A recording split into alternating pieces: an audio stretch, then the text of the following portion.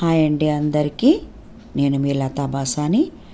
ప్రస్తుతం మీరు చూస్తున్న ఈ అందమైన ఇల్లు లాంటి ప్రాంతము మన దేశంలోనే ఉందండి.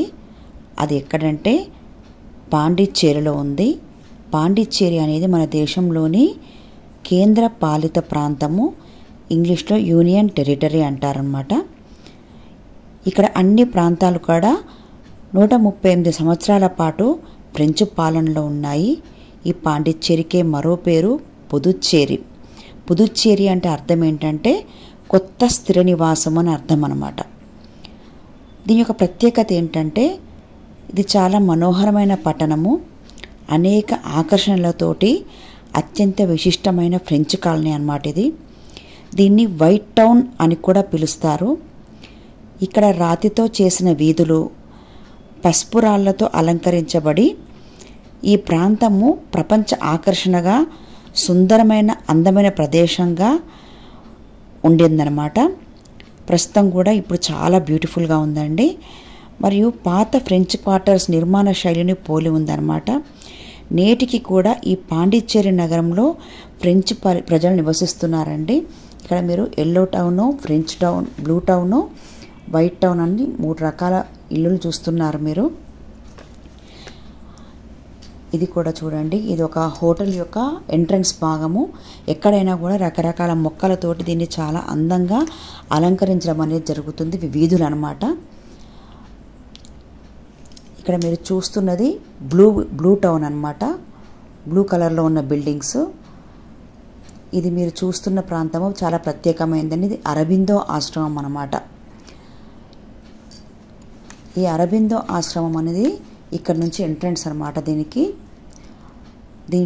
దీంట్లో చాలా ప్రశాంతంగా ఉందండి. లోపలికి వెళ్ళాము, వాళ్ళు ఫోటోలు వీడియోలు అలో చేయలేదు, కానీ చాలా బ్యూటిఫుల్గా ఉంది. ప్రస్తుతం మీరు చూస్తున్నది ఏంటంటే అరుల్మిగు మనకుల వినాయగర్ దేవస్థానము.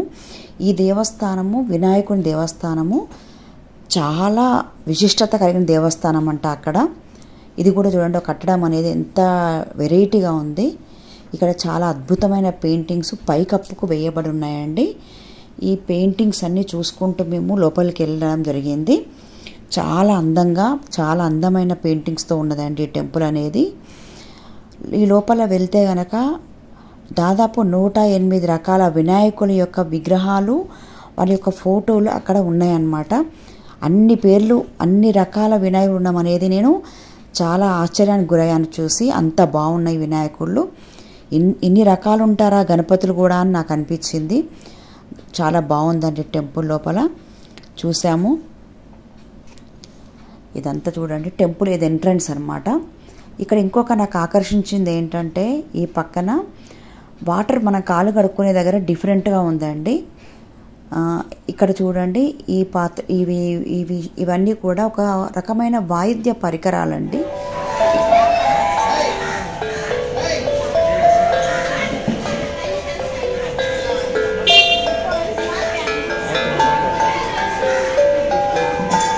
మాట్లాడతాడా?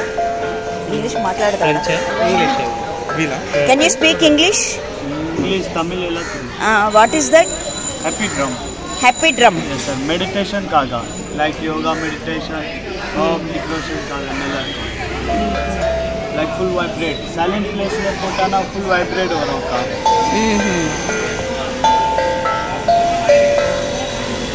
For the purpose of meditation. Yes. Like home decoration, meditation, like somebody gift. Very nice. It's not electronic, not battery, not charge. It's made of metal only? Yes sir, 7 metals sir. 7 metals. Which metals? Brass, aluminum, copper. 7 metal ka. 7 metals names. Brass, aluminum, copper. Ilamma indana tara.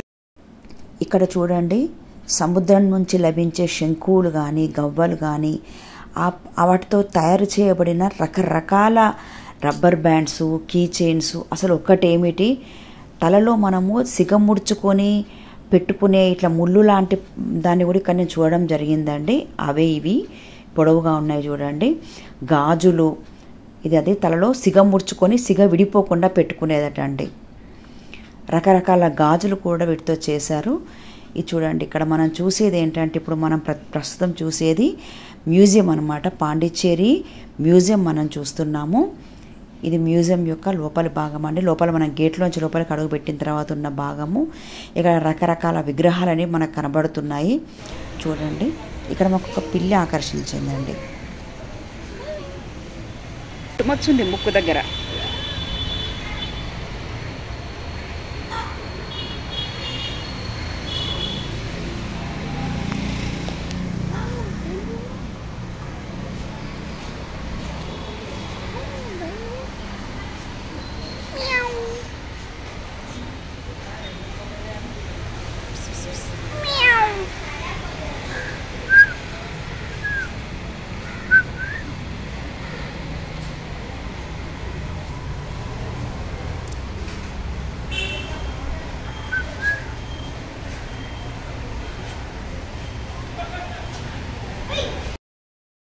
ఇక్కడ మీరు చూస్తున్నవి museum బయట వైపునున్న విగ్రహాలండి.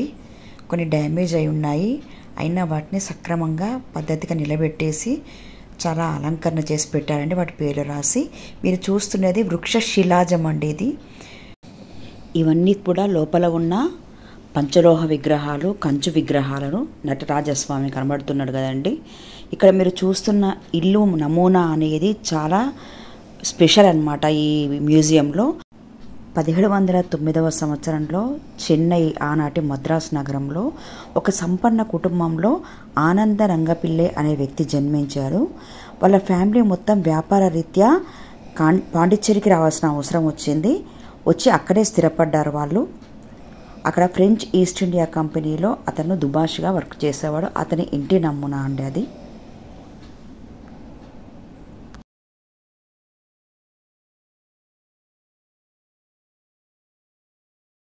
అది చాలా అద్భుతంగా ఉందండి. ఆయన తర్వాత 1761 సంవత్సరంలో చనిపోయాడు.